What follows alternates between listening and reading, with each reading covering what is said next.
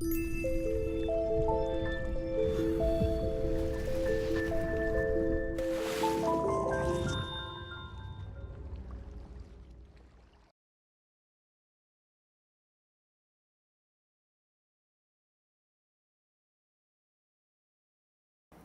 Amanda.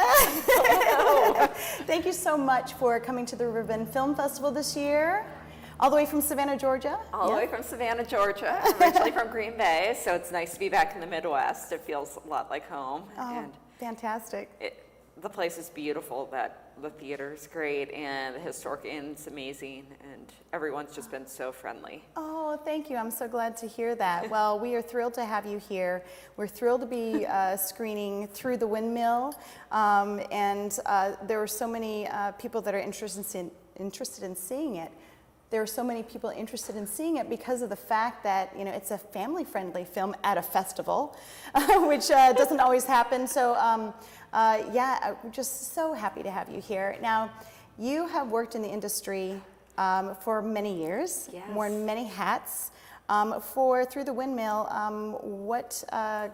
you directed it, but what other hats did you wear? A lot. Tell us about the whole process and how it came together. So, just some of the hats that I wore. I was the producer on it and director, the main cinematographer, so I had a lot of people helping me with camera work.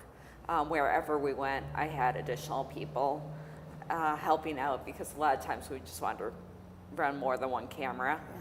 And then a lot of assistant editing. So, so much of a documentary is made in post. So I really wanted to have a strong hand in that. Mm-hmm. But I had an amazing head editor and about 6 assistant editors.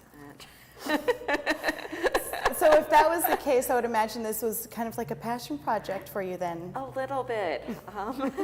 My first job was at a miniature golf course when I was about 15 years old. And I was one of those kids who really, really, really loved to play. Like we'd go on family vacations.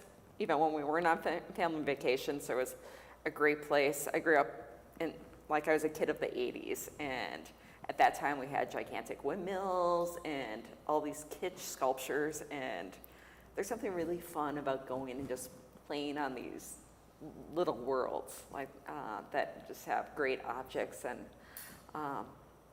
so in grad school, I went to Savannah College of Art and Design, and there a few of my friends and I would play at this course, and it was falling down. Yeah. But it was so cheap. And during grad school, cheap is really good. And it was so much fun. And a few of us brainstormed this project together.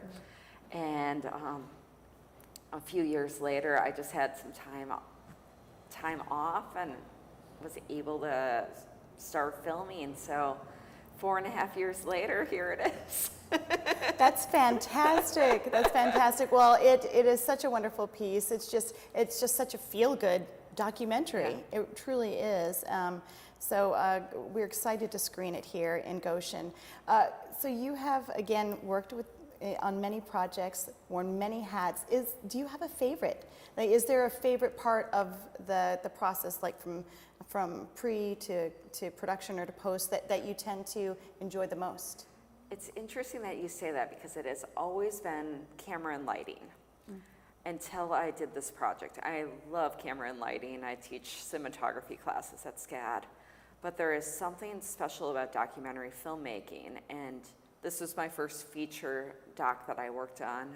I started at public broadcasting, so I had some journalism experience, but the research and getting to know people, just getting to know your subjects and having this really small, intimate crew, I mean, that's really right now where my passion is. It's been the most rewarding project that I've ever worked on.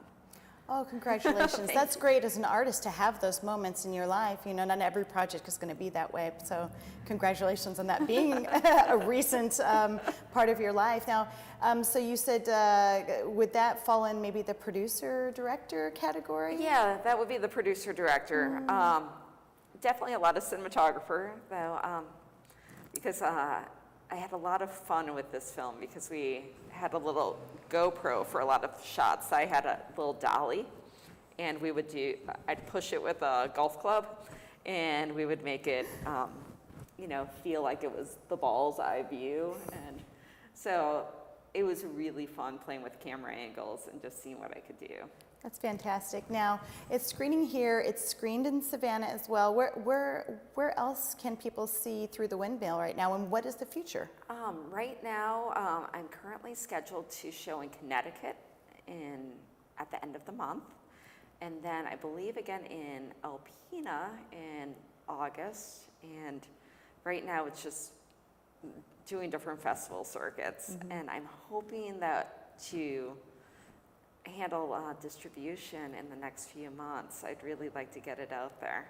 I can totally see that on PBS or on Netflix. It's just the perfect documentary for those platforms. So thank you so much, Amanda, for coming all the way up to Goshen, Indiana. We hope you enjoyed the rest of your stay.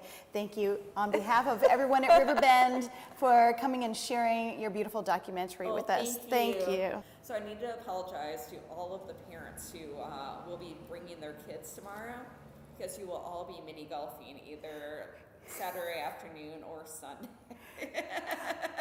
I believe it. It's a warning. I believe it. Well, that's a great thing. We can get away from our phones and computers and go outside and enjoy miniature golf. So you're going to inspire a whole new generation of family time outside, which is always a great thing. I really hope so. You will. Yeah. Thank you so much, Amanda.